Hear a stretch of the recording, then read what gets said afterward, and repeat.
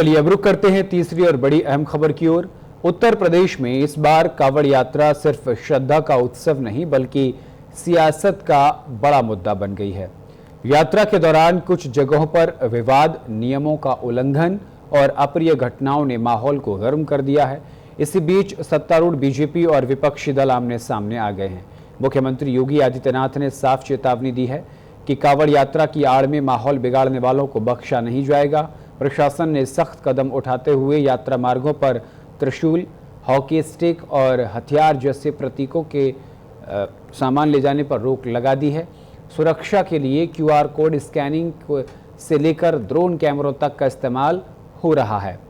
वहीं बीजेपी सांसद रवि किशन ने यात्रा में पोस्टर विवाद पर सफाई दी है और कहा कि कुछ असामाजिक तत्व यात्रा को बदनाम करने का प्रयास कर रहे हैं, लेकिन श्रद्धालुओं को संयम रखना चाहिए। दूसरी तरफ मेरठ से सांसद अरुण गोविल ने यात्रा की गरिमा बनाए रखने की अपील की और योगी सरकार के कदमों की सराहना की। इधर विपक्ष ने योगी सरकार पर तीखा हमला बोला है। सपा विधायक रविदास मेहरोत्रा ने बयान देकर सियासत में हलचल मचा दी है। उन्होंने कहा कि बीजेपी और आतंकवादियों में कोई फर्क नहीं है, दोनों जाति पूछ कर मारते हैं। समाजवादी पार्टी ने आरोप लगाया कि बीजेपी कांवड़ यात्रा को धार्मिक आस्था से हटाकर अपनी राजनीति चमकाने का साधन बना रही है। पार्टी नेताओं ने दावा किया कि सरकार सुरक्षा के नाम पर श्रद्धालुओं को परेशान कर रही है। सपा ने ये भी आरोप लगाया कि पिछली सरकारों में यात्रा को रोकने के झूठे आरोप लगाकर बीजेपी अब खुद हर साल कांवड़ियों को राजनीतिक हथियार की तरह इस्तेमाल कर रही है। उधर बीजेपी मंत्रियों ने पलटवार करते हुए कहा कि सपा शासन में कांवड़ियों पर लाठीचार्ज होता था और अब उन्हें फूलों से स्वागत मिल रहा है। यात्रा के दौरान कानपुर जैसे कुछ इलाकों में कांवड़ियों और पुलिस के बीच भिड़ंत ने हालात और संवेदनशील बना दिए हैं। पुलिस ने कई लोगों पर मुकदमा दर्ज किया है। सोशल मीडिया पर भड़काऊ पोस्टर पर भी नजर रखी जा रही है।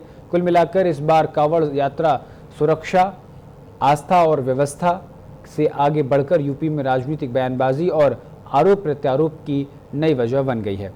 प्रशासन की कोशिश है कि यात्रा शांति से निकले, लेकिन विपक्ष सरकार की मंशा पर सवाल उठा रहा है।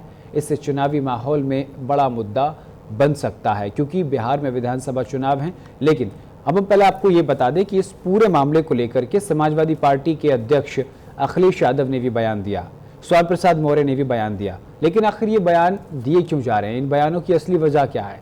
कारण यह है कि जब समाजवादी पार्टी का प्रदेश में शासनकाल था, उस दौरान कांवड़ यात्रा को गंभीरता से नहीं लिया जाता था।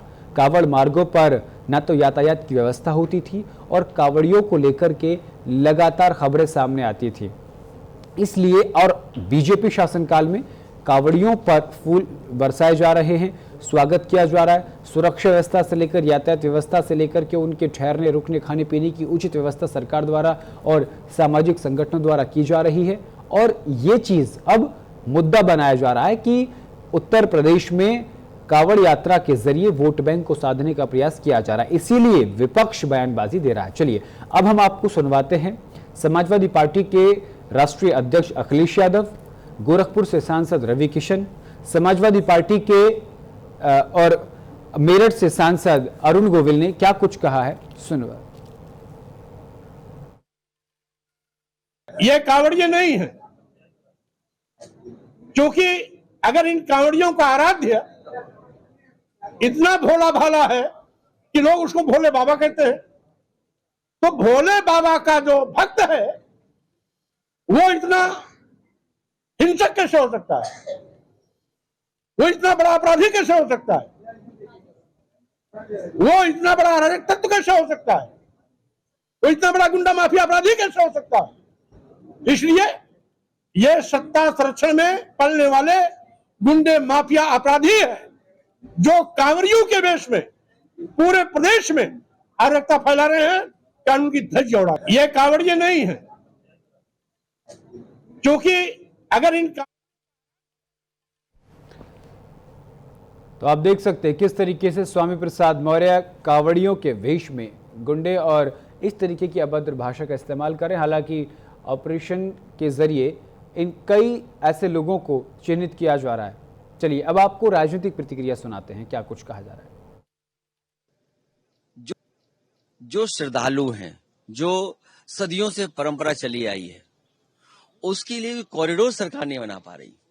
और कॉरिडोर अगर सरकार ने बनाया होता तो आए दिन जो हम लोगों को घटना देखने को मिलती है कि आर्म फोर्सेस का कोई व्यक्ति है, आर्म फोर्सेस का कोई कल्पना कर सकता है कि आर्म फोर्सेस के साथ इस तरह व्यवहार हो? जहां घटनाएं हो रही हैं, कोई घटना नहीं होती।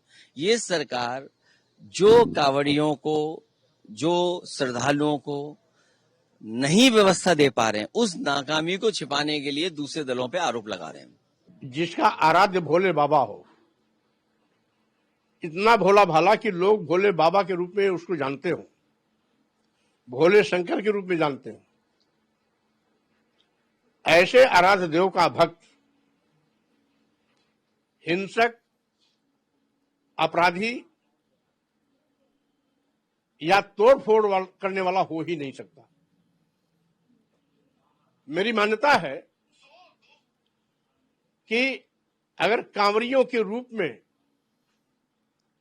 कोई तोड़फोड़ कर रहा है, हिंसक घटनाओं को अंजाम दे रहा है, मारपीट कर रहा है, लोगों की गाड़ियां तोड़ रहा है, जला रहा है, कुछ बहनों की स्कूटी और मोटरसाइकिल भी तोड़ी गई है, उनके साथ बदसलूकी हुई है।